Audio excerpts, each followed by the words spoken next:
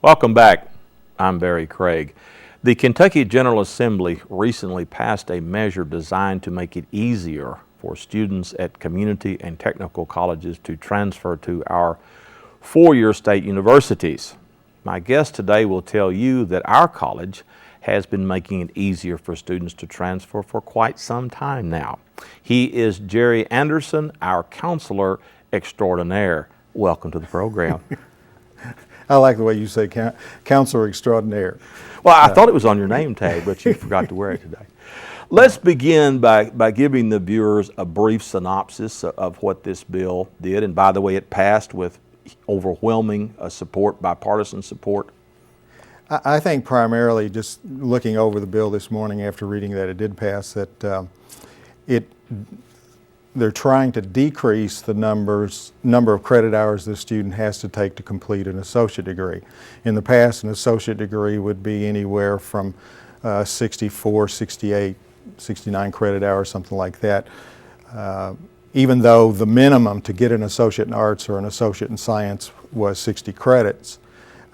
Also, in addition to the associate degrees, they're trying to get the bachelor degree programs in line with 120 credits. Now, in our days, it was 128, give or take, wasn't it? On just about every degree. But you have some programs that education, elementary education, they can go as high as 135, 140 credits. But most programs tried to stay in line with 120 to 128. But like you said, it was 16 hours times what?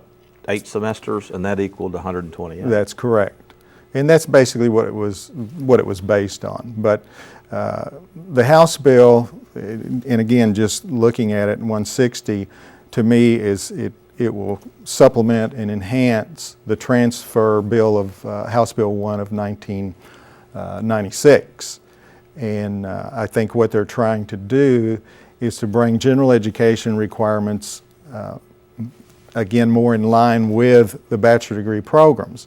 But we've always had the Associate in Arts, Associate in Science transfer agreement, which was House Bill 1. And so it's going to be interesting to see how this new bill complements the old format with the Associate in Arts, Associate in Science. Mm-hmm. And basically, if you went to a community and technical college and got this, you went in with junior standing. There were some departmental requirements and some individual university requirements, but basically, for all practical purposes, you were a junior. And that was the basis for the degree, the transfer agreement, that they follow the framework for an associate in arts or an associate in science, depending on their major. And then, just like you said, you have to be aware of the departmental requirements. And I don't think any of that's going to change with any type of legislation. I think the student, if they're majoring in business, you have a common core that you're going to have to take, your economics, your algebra, business calculus, statistics, business law, all your accounting courses. Those courses are required, and it doesn't make any difference if you go to Murray State University, UK, or Southern Illinois University. That's a common core of business courses, and you take the accounting, the business law, and the technical writing courses as your electives. So, when we talk about transfer, the student has to be aware, yes, the associate degree, once they complete that allows them to go in as junior standing, but you want to take the courses that are applicable to your degree requirements. Mm-hmm, mm-hmm. What percentage of our students transfer? Well, I'm glad you asked that. As far as KCTCS students, of course, we have 16 colleges in the system all across the state. Mm-hmm. And right now, the last statistics that I read, we were ranked 3rd. Now, that's behind Bluegrass, which is right on the doorstep of the University of Kentucky. Right. We were like 2 percentage points below them. Our percentage, I believe, was 27.5. And that's for those students that graduate that year and go on into a 4-year program. And Owensboro was 1 percentage point above us. But you look at the situation with Owensboro has 3 or 4 4-year college and universities right there in their area. For us to be at 20, I think it was like 26.5%, and again, we were ranked 3rd in the state. Our students, the majority of our students transfer to Murray State. We have the extended campus from Murray State right here in Paducah, but also Mid-Continent University is getting a larger percentage. But again, with our transfer center, we're trying to communicate with students that this is the place that they come to get information about transferring.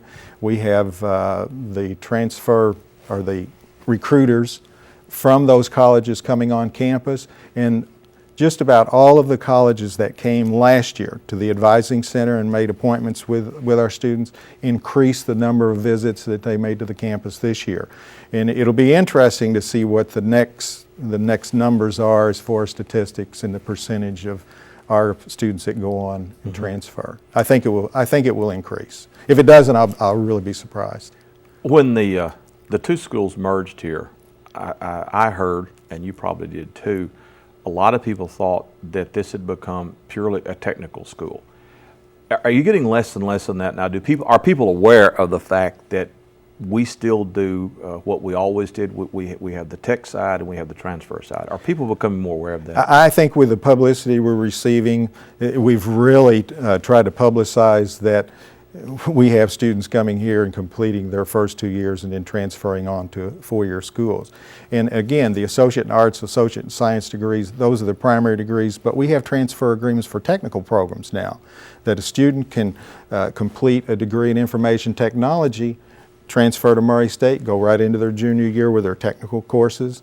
They can also transfer to Western Kentucky University with that same degree. And there's several others. I'm not going to mention them all, but we do have what I consider excellent working arrangements with several of the universities in our area, and students can transfer with technical degrees as well as the Associate in Arts, Associate in Science. One of the things I find interesting is how these schools from out of state connect up with us. For example, Indiana Wesleyan University, how in the world did they hear about us? Well, all of the schools now, with the advent of online courses, online programs, are looking at community colleges, working out agreements with them as far as students completing their associate degree and then going right into their junior, senior level courses, just like what we talked about previously. And what has happened this past couple of years, the state organization, Kentucky Association of Registrars and Admissions Officers, they schedule transfer fairs for all of the Kentucky and community colleges throughout the state, the 16 sites. And we will be having one, we have one of those fairs in the spring. And all of these schools, Indiana Wesleyan, this year, in addition to Indiana Wesleyan and our state schools, we have the University of Phoenix. I was really taken back when I saw that name come across the board, that they're going to be here. It's one of the leading online providers for any type of degree, associate degree, master's degree, PhD. So they will be here with the transfer fair, along with, we have Georgetown University coming this year. Of course, the University of Kentucky, Murray State, Mid-Continent, all of those schools that normally come. There are several. I think the last list I got, we've got like 12 schools. But again, going back to your question about being an out-of-state school, for them to attend this particular transfer fair that we offer in the spring, they have to join CACRO. It's called CACRO, the Kentucky Association for Registrars. And it's not a very expensive fee, but then they also, from what I understand, have to pay a fee to attend these particular transfer fairs. So it's a good sideline of publicity for them. It's a good recruitment tool, and it's great for our students because they're going to be able to come to the advising center,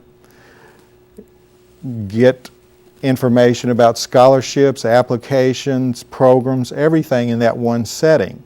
And again, like I said, we hold these in the spring each year, and this year we've probably got 4 more colleges than what we had last year attending the fair. Again, we had talked previously about the internet, and of course, these kids are a lot more internet savvy. Well, I'll speak than I am. I don't know about you, but yes, but they seem to be okay with finding this online. But people of our generation, I think we tend to like to talk to people face to face. And you had said that we are coming more back toward the people to people. You know, we went through a period of time there. Transfer fairs back 10 years ago were really flourishing. Because just for the reason you said, parents were interested in going with their children, talking to admissions counselors, finding out about applications, scholarships and everything. And then the internet really came in vogue, and it seemed like they died down, but now it's coming back. And you're seeing more and more people wanting to talk face to face with a recruiter rather than going to a website. Now, I don't know about you, but I've gone to a lot of websites, and some of them are very easy to navigate through, but some of them are very difficult to navigate. And then now, with more and more reps coming on campus, Murray State comes on campus, they will average 3-4 times a month. And every session that recruiter comes on campus, she's going to have 6, 7, 8, she's had as many as 10, 11 appointments in a 3-hour stretch of time. Western Kentucky University is now coming to our campus 3 times a year. That's up. When we first started the transfer center, they just came 1 time. But now they've set a regular schedule of 3 times. Mid-Continent's wanting to come every month. And we'll do that. Because the advising center, even though we call it the advising center, we do have a section of it that is provided just for transfer advising and for the recruiters from the other colleges, universities to come in. They can schedule a time whenever they want to come in. We set them up with a computer and a space where they can talk to students one-on-one. Samford University always visits us in the fall of the year. And this year, just like last year, he was booked solid. I think last year he had 7 or 8 appointments, and again this year. A lot of people don't know this, but as far as our students majoring in pharmacy, we'll probably have more of them go to Samford than we do to the University of Kentucky. I was about to say, the pharmacy connection. And probably if you look at Paducah, this general area, we've probably got more pharmacists working that graduated from Samford than we do UK. Yeah. So I think one of the things that I would, if I were a student, would find really useful is the fact that you can really comparison shop. Because most students, including our son who is 17, is shopping around. He's not certain on anyone. And I think it's a great idea to come and you can talk to all of them. Yeah, and we encourage them to do that also. You know, a lot of students that are getting ready to graduate from the community college, at this point in their academics, they're ready to go. But it's a good time to finalize that they've got all their paperwork in. Hopefully they've applied for scholarships prior to this time. But again, the students that are in their first year of college at the community college, it's an excellent time to be shopping and seeing who offers what. Do you offer the program that I'm interested in, and how long is it going to take me to complete it, and really do some comparison shopping, just like you're saying. Now, going back to the 60-hour transfer agreement, basically, and I know this was done with consultation of all the schools. Basically, most universities have pretty much the same general education requirements. 35 to 40 credits, right. Correct. Now, this reduction to 120 hours, why are they doing that? Because we used to 128, so why do you think that they're reducing that number?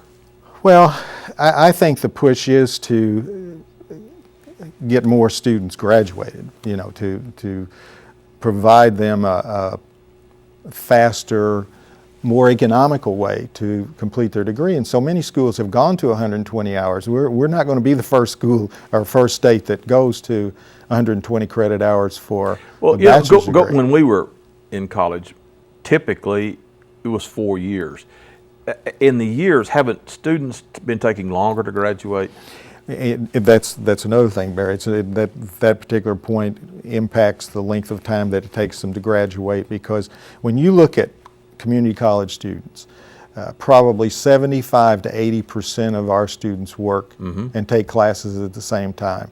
And I would dare say if you look at a university, students there, probably 55 to 60% of their students work, campus jobs, whatever. So the old theory of getting finished in 2 years, completing the 64 credits in 2 years, completing 128 in 4 years, you know, that's an exception more than the norm, especially with our students. And I say ours, the community college students. And I think that's one reason they're looking at the 60 credits and 120 for the bachelor's degrees. What is the average age of our student body now? Our average age is still around 28. That's what I was thinking. We get a tremendous number of high school students. We're getting more and more high school students right out of high school.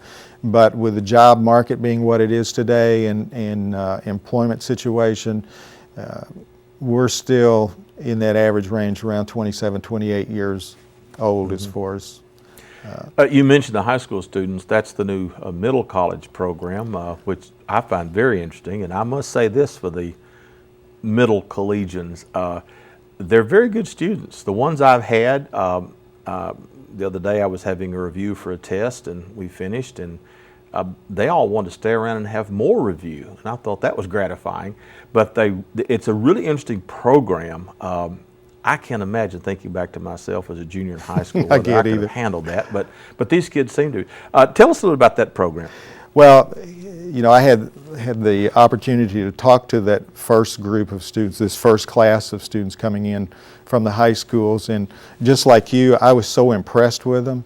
We've got 50 students in there that they are truly taking advantage of this opportunity to take college courses while they're still in high school. And a lot of those students are going to have like 20, 30 credits. They're going to have almost a full year completed when they complete their program.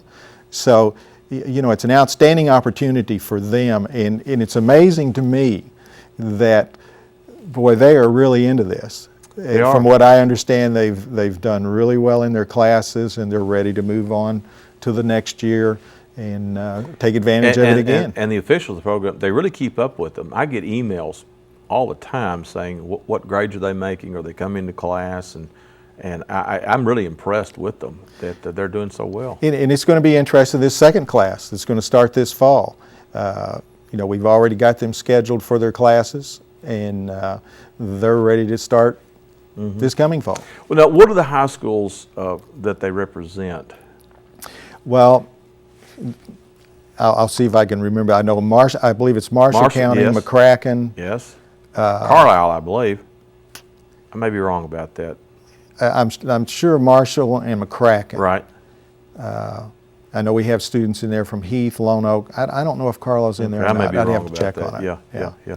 But it's a really innovative idea for. Hopefully we can keep that program and carry it through. You know, there's it's being subsidized right now by donations and donors like that, but hopefully that can be maintained. So at the end of their time here, they get college credit plus a high school diploma. They graduate with That's correct. all the other kids. They're going to get their high school diploma right with their senior class, and then have all of those college credits going toward an associate degree or bachelor's degree. Now, we still do dual credit in a number Dual of credits schools.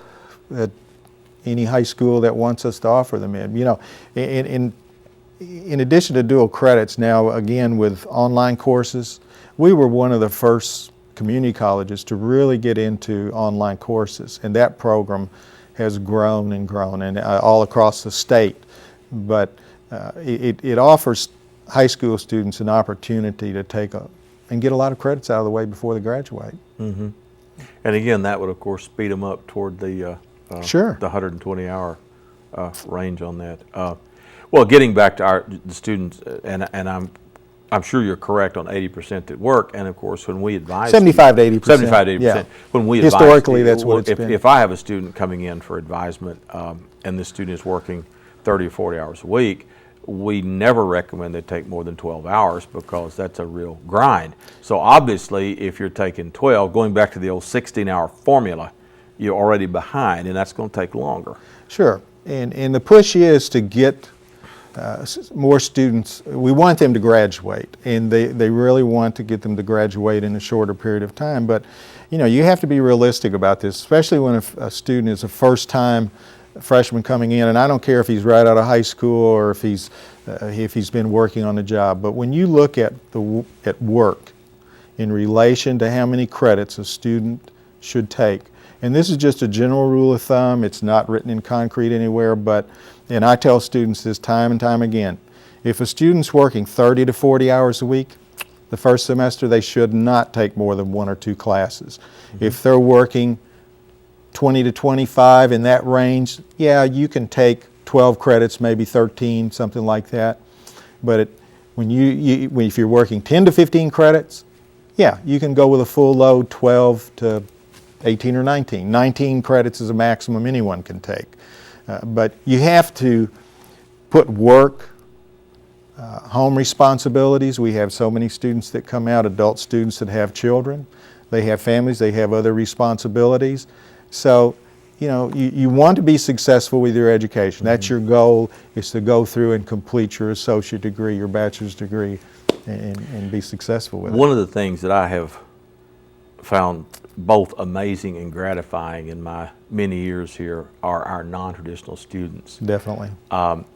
Again, going back to my youth, I had it easy. I went to college in the spring and fall and worked in the summers, and that's what I did.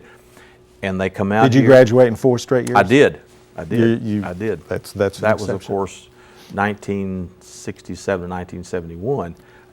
But I'm astonished. They come out here and they're juggling jobs and family responsibilities and grades. I had a student one semester who was from Heath, and she would get up in the morning, put her kids on the school bus, drive here and take courses, drive to Murray State and take courses, and come back to Heath to meet her kids on the school bus. That's dedication. That's dedication, and it's amazing. That story for adult students, that you hear more and more of those. And sometimes I sit in my office and I just shake my head when I get through talking and working with a student. I think, how in the world do they do that? Because now I didn't have it as easy as you did when I went to school, but I was fortunate that I was able to go, and I did work while I was going to school. And I worked in the library, plus I played sports. And my first 2 years in college, I really didn't dedicate myself that much to my coursework.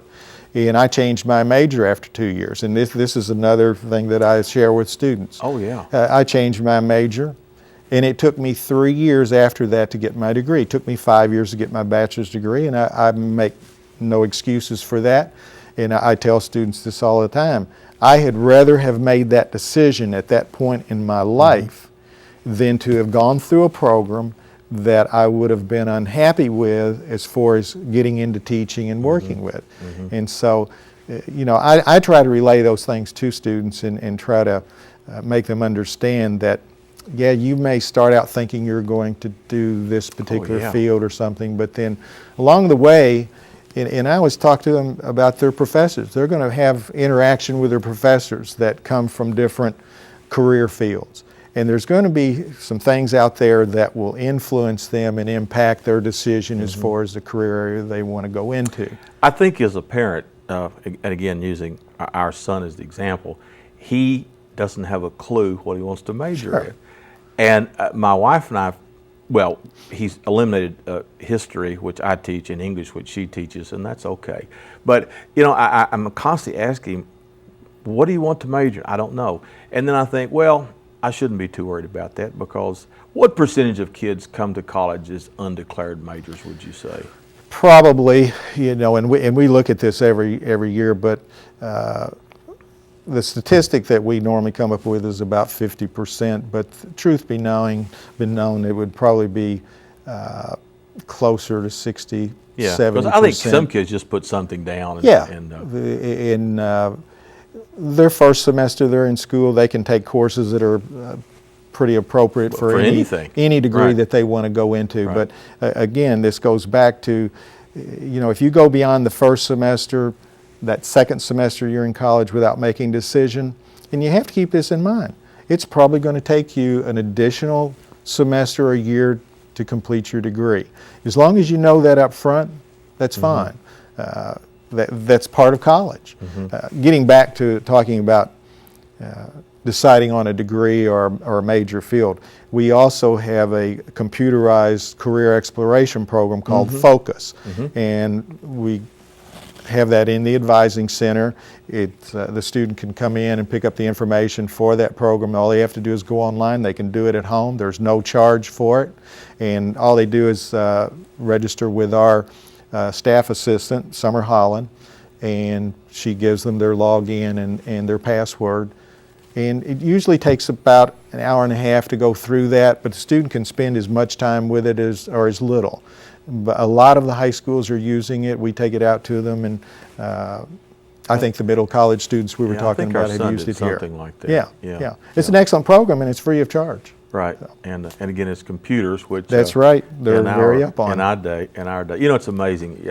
Kids now, these laptops that they take notes on laptop computers. iPhones.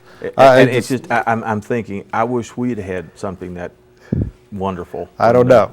Well, I get you right. But excuse me, the computerization of this whole thing is just, and of course, in terms of registrar, when you and I registered at Murray State, it was those punch cards. Remember punch cards? Yes. You had to get in line. And do not fold, spindle, or mutilate. And I always thought, wow, mutilate. How would you mutilate this thing? Well, we are just about out of time. Any last any parting words, wisdom? No, the only thing I would like to say is that anyone watching, that if they have any questions about transfer programs, colleges, they can call me at any time. I think they're going to post my telephone number, 534-3266, and then the advising center, the phone number there is 534-3408. And then, of course, they can go online. And they can go to the website, and the number's there also. That's it. So, yeah. But if anyone has any questions, that's what we're there for. That's part of our job as far as trying to communicate the availability of transfer programs, not only the Associate in Arts, Associate in Science, but for technical programs with all of the transfer agreements for technical programs. Very good. We're out of time. Thanks for joining us. My guest today was Jerry Anderson. Thank you for joining us, and we'll see you next time.